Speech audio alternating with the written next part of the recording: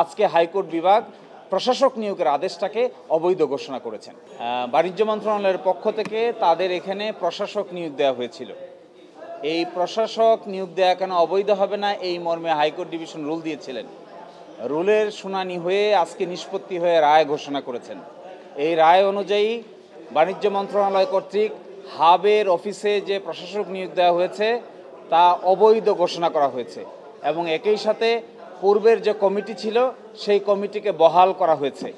এরই মাধ্যমে হজ agencies association of বাংলাদেশের যে অতীতে কার্যক্রম যারা পরিচালনা করেছিলেন নির্বাচিত কমিটি, ওই নির্বাচিত কমিটি দায়িত্ব পালন করবেন এবং প্রশাসকের নিয়োগকে অবৈধ ঘোষণা করে আজকে মাননীয় বিচারপতি জনাব ফাতেমা নজিবের কোর্ট থেকে এই রায় ঘোষণা করেছেন।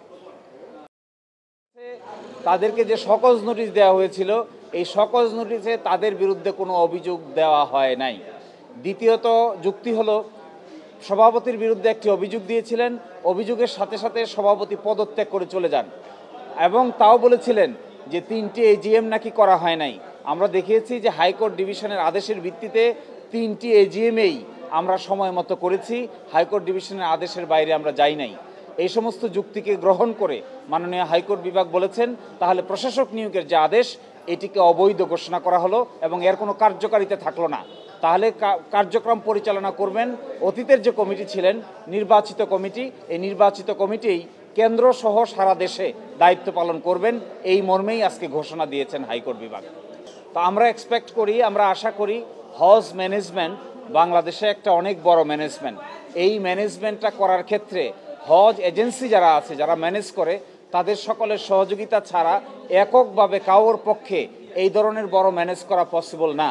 প্রায় 1.25 লক্ষ লোক বাংলাদেশ থেকে হজে যান নারী পুরুষ মিলে এবং এর মাধ্যমে হজ এজেন্সির সহযোগিতা, সরকারের সহযোগিতা এবং একটা রিজনেবল প্রাইসের মধ্যে আমরা হজ ম্যানেজমেন্ট করতে চাই।